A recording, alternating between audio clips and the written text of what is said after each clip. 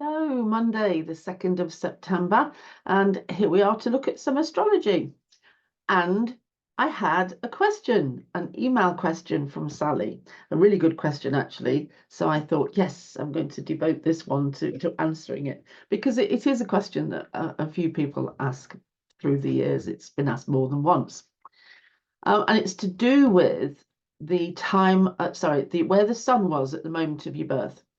So if you've started to look at your own astrology chart, and you see that your sun was at 5 degrees and 30 minutes of arc of Gemini, and you think, okay, so when it's my birthday, I should wait for the sun to get to 5 degrees, 30 minutes of arc, and that will be my exact birth time, birthday, and I can celebrate, open the champagne at that moment.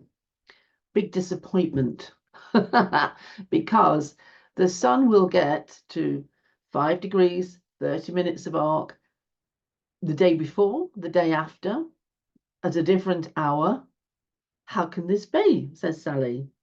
I mean, how could it be that it does it on the day before or the day after? Good question.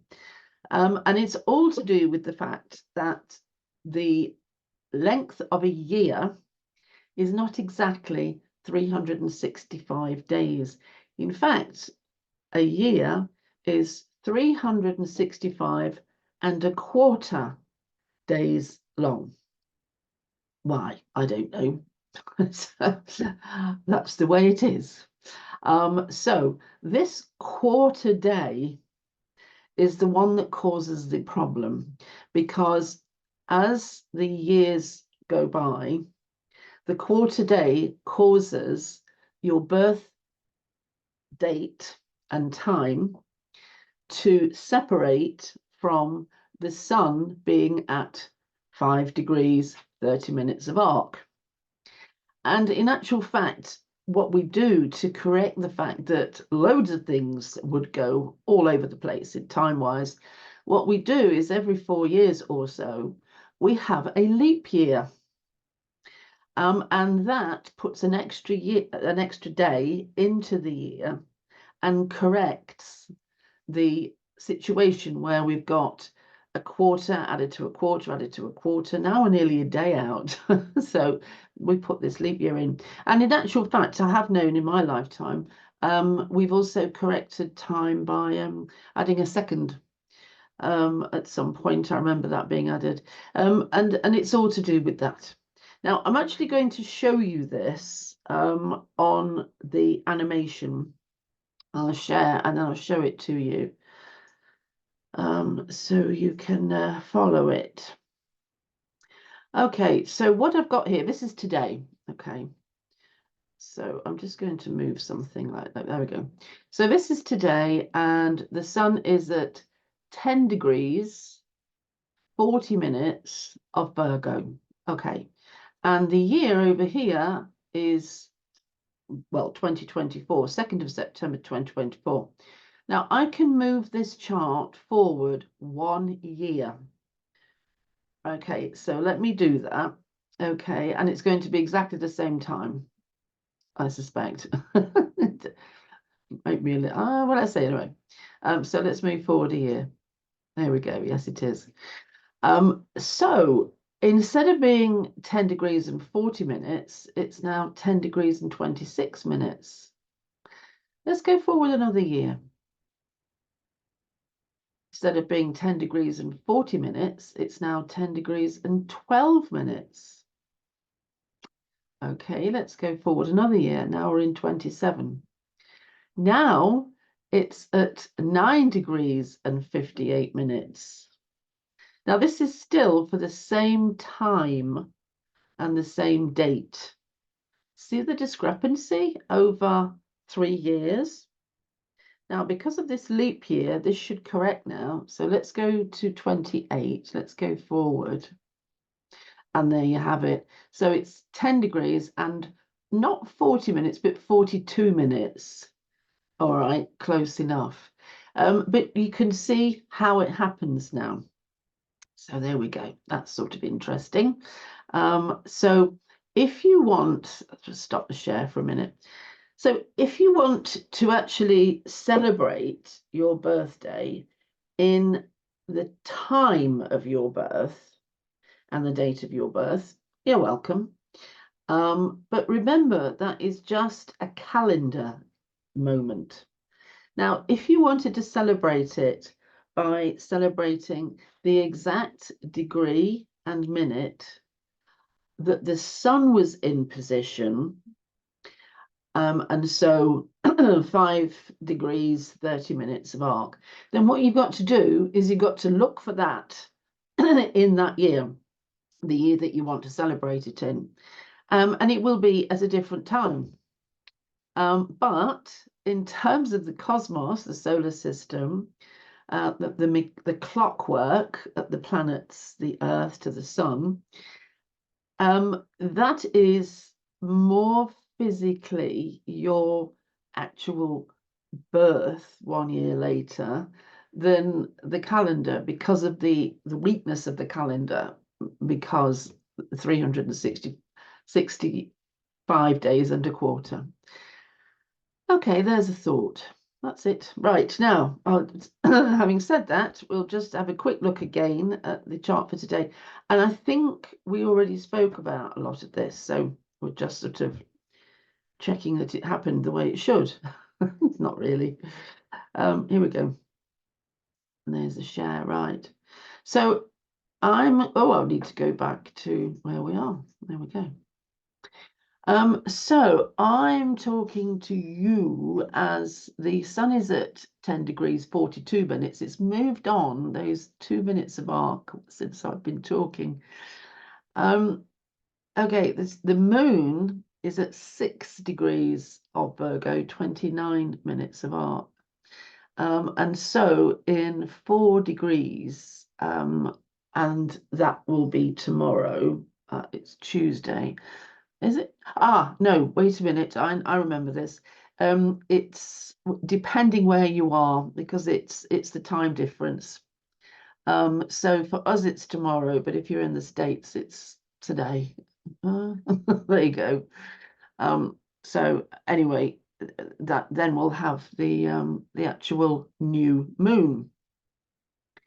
Now, also, remember what I said on the last video about looking for the crescent moon the day after, looking at the horizon where the sun has gone down, looking for the sun's light below the horizon, and then just, because that will move, it will shift a bit with time, and then looking to see if you can see the crescent moon.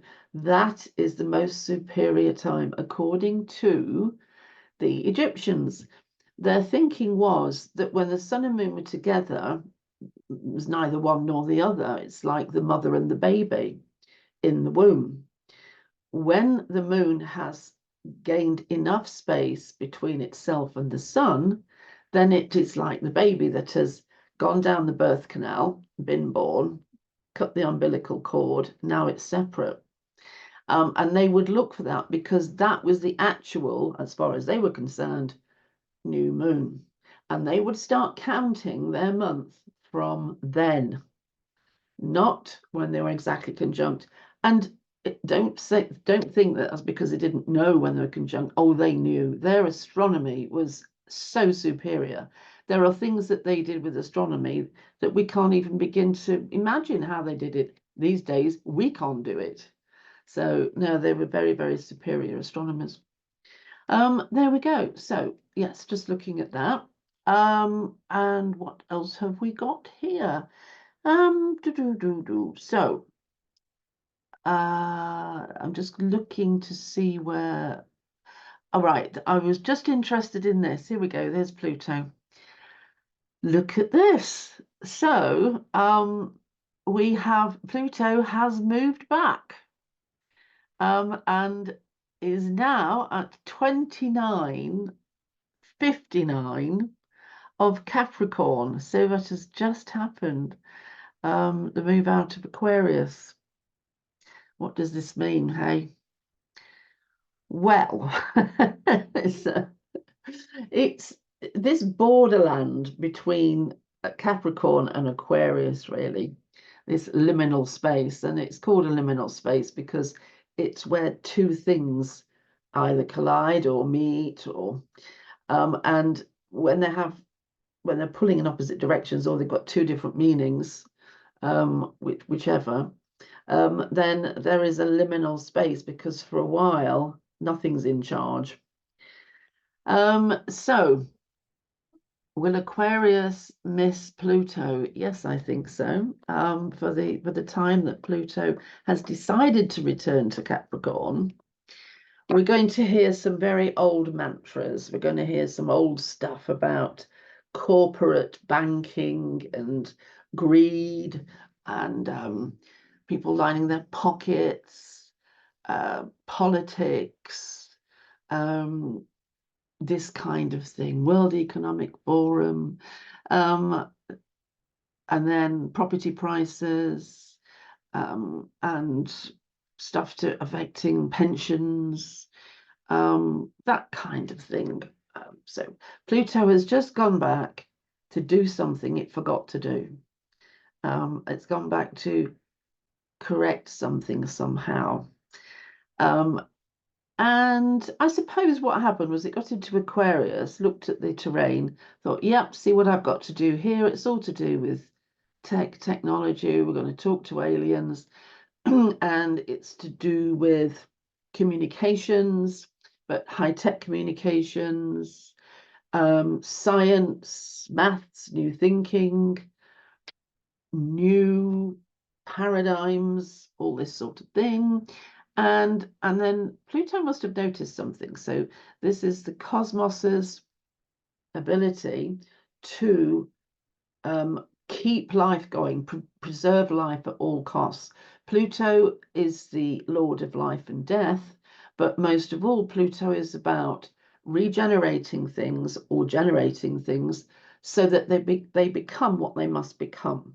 It's about moving things on to the next stage. It's about preserving life. And so Pluto must have looked at Aquarius or the terrain in Aquarius and thought, no, I've got to go backwards with me. And so that's what it's done.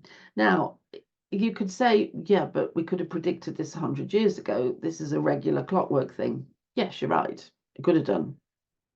But according to Pluto right now, it will be something it has to go back for. It's which comes first, the cart or the horse? Anyway, what does it mean for you? Yeah, you quite literally, we are going back into all these things I've talked about, you know, property prices and World Economic Forum and politics and this kind of stuff, and preserving things, banking systems, definitely, old institutions, definitely, this sort of stuff. There must be something that has to be corrected or finished before the real Aquarian liftoff can happen. And I don't think it's looking at the end of the banking system or looking at the demise of all politics or the demise of all institutions. I don't agree with that at all. I think Pluto is there to correct things so that they are fit for purpose in the future, to take things to the place that they need to be at, to make sure that their growth actually happens. So no, I don't see it as doom and gloom at all. I see it as just the solar system, cosmos, looking after itself, making the checks, getting it sorted out. That's the way I see it. But there we go. I think that's enough now. We've spoken enough, haven't we? Oh, I need to stop the share. I always forget to do that. Anyway, so I hope everybody's well after the weekend and looking forward to the week ahead. And I will be here tomorrow and I'm looking forward to that. And so for now, I'm going to say bye-bye.